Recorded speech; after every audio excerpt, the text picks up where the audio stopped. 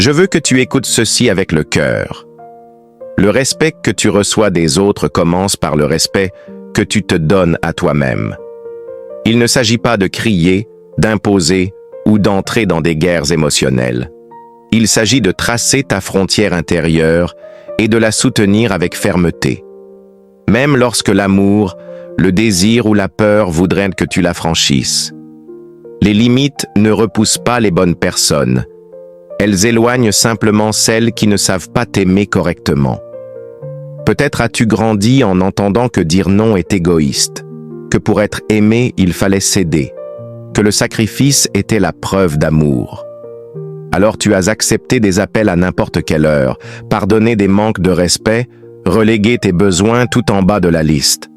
Le problème, c'est que chaque fois que tu ne poses pas de limites, ta valeur se dilue aux yeux de l'autre, et aussi aux tiens.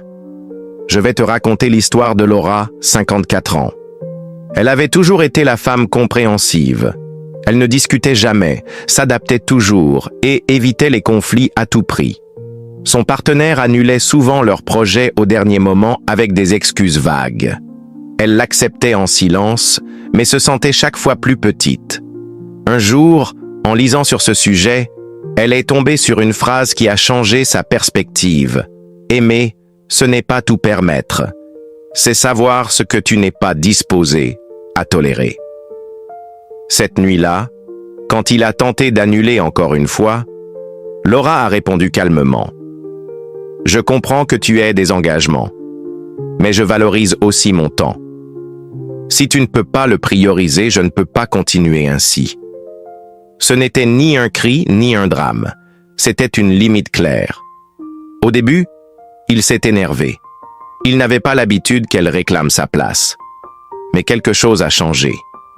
Pour la première fois, il l'a regardée avec respect. Les limites ne plaisent pas toujours, mais elles montrent toujours que tu te respectes. Comprends ceci. Les limites ne sont pas des murs pour t'isoler. Ce sont des portes avec serrure. C'est toi qui décides qui entre, comment il entre et jusqu'où il peut aller. Posée avec clarté et calme, elles filtrent les relations saines de celles qui ne le sont pas. Elles te font gagner du temps, de l'énergie, et elles enseignent aux autres comment tu veux être traité. Dans cette conversation, tu vas découvrir comment identifier les domaines où tu as besoin de limites urgentes, quels sont les signaux qui montrent que quelqu'un ne respecte pas ton espace et comment appliquer le type de limite qui te fait gagner du respect et paradoxalement du désir. Parce que oui, une limite bien posée n'éloigne pas le bonhomme. Au contraire, elle te fait apparaître comme une femme précieuse qui ne se donne pas entièrement à n'importe qui. Poser des limites n'est pas un geste improvisé, c'est un acte conscient qui demande de savoir quoi protéger, comment le faire et jusqu'où aller. On peut classer les limites en 3 grandes catégories: les limites physiques, les limites émotionnelles, les limites de temps et d'énergie. Les limites physiques, elles protègent ton espace personnel, ton corps et tes biens. Par exemple, ne pas accepter un contact physique que tu ne veux pas, même en couple. Fixer des règles sur les visites inattendues chez toi. Protéger tes objets personnels de tout accès sans permission. Une phrase type pourrait être « Préviens-moi avant de venir, ainsi je peux m'organiser » ou « Je ne me sens pas à l'aise avec ce contact ». Avant d'aller loin, je te serais reconnaissant si tu mets un j'aime à la vidéo. Cela m'aiderait à continuer de diffuser cette philosophie. Si tu n'es pas encore abonné, je te recommande de t'abonner et d'activer la cloche pour ne manquer aucune vidéo. Les limites émotionnelles. Elles protègent ton estime de toi, ta paix intérieure et ton monde intime. Cela inclut la façon dont on te parle, le ton employé et la gestion de l'intimité émotionnelle. Par exemple, ne pas accepter les cris ni les insultes, même sur le ton de la plaisanterie, ne pas permettre que l'on invalide tes émotions, ne pas tout partager de ta vie personnelle sans confiance réelle. Une phrase type « Je n'aime pas le ton que tu utilises avec moi, je peux écouter ton opinion, mais je n'accepte pas le manque de respect. » Les limites de temps et d'énergie. Elles t'aident à ne pas t'épuiser et à décider où et quand investir ton énergie. Par exemple, ne pas répondre aux messages à certaines heures si tu as besoin de repos. Ne pas assister à des événements par simple obligation. Réserver chaque semaine du temps uniquement pour toi. Une phrase type « Je ne peux pas parler maintenant, mais je t'appellerai demain. Ce jour-là ne me convient pas. Trouvons une autre date. » Poser une limite, ce n'est pas entrer en guerre. Ce n'est pas hausser le ton ni accumuler les reproches. C'est communiquer clairement une seule fois et le maintenir par tes actions. Parce qu'une limite sans cohérence n'est qu'une suggestion. Si tu n'as jamais posé de limite, tu ressentiras peut-être de la culpabilité au début. C'est normal. Cette culpabilité n'est que l'écho des vieilles croyances qui disaient que se prioriser, c'était être égoïste. Mais rappelle-toi, ton respect de toi-même est la base. Un homme qui te respecte ne s'offusque pas d'une limite juste. Commence par de petites limites, puis avance vers les plus grandes. C'est exactement ce qui s'est passé avec Laura. Après son premier « non », elle a eu peur qu'il parte. Mais quand il a accepté son choix, elle a compris une chose essentielle. Un homme qui veut vraiment être dans ta vie ne respecte pas seulement tes limites, il les admire. Aujourd'hui, tu sais quels sont les 3 types de limites que toute femme doit poser, physique, émotionnelle et liées au temps et à l'énergie. Répète avec moi, mon espace est précieux, mon énergie est sélective, mes limites sont un acte d'amour-propre. Un homme émotionnellement sain ne veut pas d'une femme sans voix, il veut une femme qui sait choisir. Et plus tu respectes tes propres limites, plus tu inspires respect, admiration et désir. Quand quelqu'un est de bonne humeur, il respecte tes accords. Mais dès qu'une chose ne lui plaît pas, il les oublie aussitôt. Si tu détectes qu'une personne ne respecte pas tes limites, ne l'ignore pas et ne laisse pas passer. Chaque fois que tu te tais, tu envoies le message qu'elle peut te dépasser sans conséquence. Je te suggère de le communiquer une fois encore, avec calme et clarté. Observe ensuite s'il y a de réels changements. S'il n'y en a pas, prends tes distances. Laura, après plusieurs tentatives d'amélioration, remarqua que son partenaire recommençait à annuler des plans sans prévenir. Elle ne perdit pas son sang-froid, mais elle fut directe. Nous avons déjà parlé de ça. Si cela se répète, nous ne pourrons pas continuer comme avant. Il essaya de se justifier, mais Laura resta ferme. La conséquence était claire. Ou il changeait, ou elle s'éloignait. Le changement fut immédiat, parce qu'il comprit que Laura parlait sérieusement. Il y a une règle simple. Si quelqu'un franchit la même limite plus de 2 fois, ce n'est plus un oubli, c'est un manque de respect. Et dans ce cas, tu n'as aucune obligation de donner d'autres chances. Ta paix vaut bien plus que sa commodité. Aujourd'hui, tu comprends que le vrai respect se voit dans les actions, pas dans les promesses. Tolérer n'est pas respecter. Maintenir tes limites est un investissement dans ton estime de toi. Répète avec moi. Je préfère être seul que mal accompagné. Mes limites sont permanentes, pas temporaires. Beaucoup de femmes croient encore à l'idée fausse que mettre des limites trop fermes fait fuir les hommes. Mais la vérité est qu'un cadre clair protège ton estime et, paradoxalement, augmente souvent l'attraction. Pas n'importe laquelle. Une attirance fondée sur le respect. La séduction la plus puissante ne réside pas dans ce que tu donnes sans mesure, mais dans ce que tu protèges avec intelligence. Elle éveille la curiosité. Un homme est intrigué par une femme qui ne se donne pas immédiatement, qui sait ce qu'elle accepte et ce qu'elle refuse. Elle inspire l'admiration lorsqu'il voit qu'elle défend son temps et sa paix. Quand tu tiens tes standards, tu crées une connexion d'égal à égal. Ce n'est pas une question de domination, mais de rencontre dans le respect mutuel.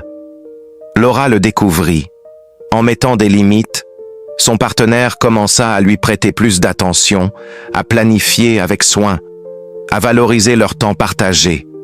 Non pas parce qu'elle jouait à la difficile, mais parce qu'il avait compris que sa présence était un privilège, pas une obligation. Même si une relation ne continue pas, tes limites laissent toujours une trace. Un homme qui a rencontré une femme capable de poser des limites ne l'oublie jamais, car cette expérience redéfinit ce qu'il comprend comme un amour sain. Et si un nouvel amour entre dans ta vie, il trouvera un terrain clair, car tu sais déjà ce que tu veux et ce que tu refuses. Exprime tes limites avec calme. Le ton que tu utilises fait la différence entre paraître défensive et paraître sûre de toi. Reste cohérente. Si aujourd'hui tu dis non, ne dis pas oui demain pour la même chose. Et renforce le positif. Lorsqu'il respecte un cadre, reconnais-le. Cela nourrit le lien. L'intimité véritable ne se construit pas avec des accès illimités, mais avec un équilibre entre la proximité et l'espace personnel. Un homme qui respecte tes limites se connecte mieux émotionnellement, et cette connexion est ce qui le garde auprès de toi sur le long terme. Répète encore, ma présence est un privilège, pas une habitude. Mon respect de moi-même est mon plus grand pouvoir d'attraction. Mais sache-le, parfois, ta fermeté va déranger. Certains se sentiront menacés parce qu'ils ne pourront plus te manipuler comme avant. Alors, comment gérer ces réactions? Si un homme se fâche quand tu poses un cadre, c'est souvent parce qu'il était habitué à ta disponibilité totale. Ton changement brise son confort. Il confond amour et sacrifice inconditionnel. Il croit que si tu l'aimes, tu dois toujours céder. Ou bien, il a une faible tolérance à la frustration et prend ton non comme une attaque personnelle. Dans ces cas-là, garde ton calme. Ta sérénité est ta meilleure défense.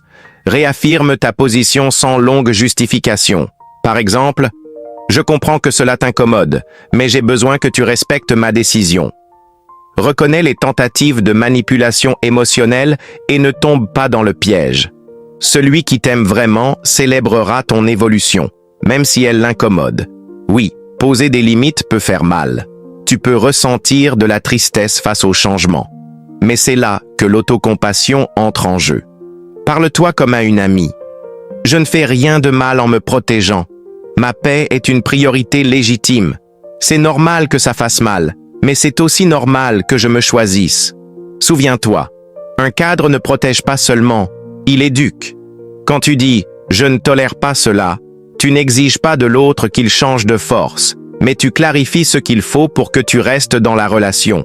Et parfois, la réciprocité s'installe. Laura remarqua que son partenaire avait lui aussi appris à poser ses propres limites. Cela ne les affaiblit pas, bien au contraire. Leur relation en sort renforcée. Le respect mutuel n'est pas un luxe, c'est la base. Et un respect gagné grâce à tes limites peut se perdre si tu les abandonnes. C'est pourquoi il est essentiel de les maintenir dans le temps. Revois-les de temps en temps, ajuste-les si ta vie change, mais ne les rabaisse jamais par peur de perdre quelqu'un. Rappelle-toi toujours, ton objectif n'est pas de contrôler l'autre, mais de protéger ta paix et ton estime de toi. Parfois, la réaction de l'autre sera de s'éloigner, et c'est là que tu dois te rappeler. Je préfère perdre quelqu'un qui ne respecte pas mes limites que de me perdre moi-même en essayant de le garder. Tout le monde n'est pas prêt à aimer une femme qui se respecte, et c'est très bien ainsi. Poser des limites agit comme un filtre naturel. Ceux qui ne te valorisent pas s'éloignent, ceux qui le font restent et s'améliorent. Finalement, ta vie se remplit de personnes capables de prendre soin de toi, et ça, cela n'a pas de prix. Aujourd'hui, tu as compris qu'une limite est une invitation à un amour plus sain. La constance est plus puissante que la force. Le respect mutuel commence toujours par le respect que tu t'accordes à toi-même. Dis-le avec moi. Mes limites sont ma façon de t'apprendre à m'aimer. Je préfère la solitude à une compagnie qui m'épuise. Ma paix est ma priorité. Ma chère lectrice, tu as parcouru un chemin courageux. Tu as appris que poser des limites n'est pas de la cruauté, mais l'expression la plus pure de l'amour propre. Maintenant, il est temps de sceller cette force par un engagement envers toi-même, afin de ne plus jamais te rapetisser pour tenir dans la vie de quelqu'un. Car celui qui t'aime respecte ton essence. Celui qui ne la respecte pas ne t'aime pas vraiment. Ferme les yeux un instant. Imagine que tu vis dans une maison qui est ta vie. Chaque pièce représente une partie de toi. Ton esprit, ton cœur, ton énergie, ton temps. Chaque porte a une serrure. Toi seul décides qui entre, comment il entre et combien de temps il reste. Visualise maintenant qu'une personne arrive. Avant, peut-être, tu l'aurais laissé entrer sans rien demander. Aujourd'hui, tu la regardes dans les yeux et tu penses, si tu ne respectes pas ce lieu, tu ne peux pas rester. Ressens la tranquillité de savoir que tu es la gardienne de ta propre maison intérieure. Écris tes non négociables. Fais une liste de ce que tu n'accepteras plus jamais. Garde-la dans un endroit où tu pourras la relire de temps à autre. Chaque matin, répète ton engagement avec toi-même. Ma paix n'est pas à vendre. Mon estime ne se brade pas. Mon amour-propre est mon refuge. Célèbre chaque fois que tu maintiens une limite. Même un petit non prononcé avec amour-propre est une victoire. C'est ce qu'a vécu Laura. Elle n'avait pas seulement une relation plus équilibrée, elle se sentait aussi plus confiante dans tous les aspects de sa vie. Au travail, elle apprit à dire non aux projets qui la surchargeaient. Avec ses amitiés, elle cessa de tolérer les commentaires blessants. Avec elle-même, elle s'autorisa à se reposer sans culpabilité. Un jour, face à son reflet, elle pensa « Je ne sais pas si lui me poursuivra, mais moi, je ne me perdrai plus jamais. À partir d'aujourd'hui, tu n'es plus la femme qui craint de déranger en posant un limite.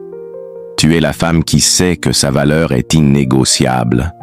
Tu n'as pas besoin qu'on te poursuive pour te sentir aimé.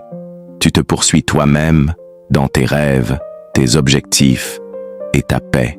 Et lorsque quelqu'un s'approchera de toi, ce sera parce qu'il comprend et respecte ta valeur.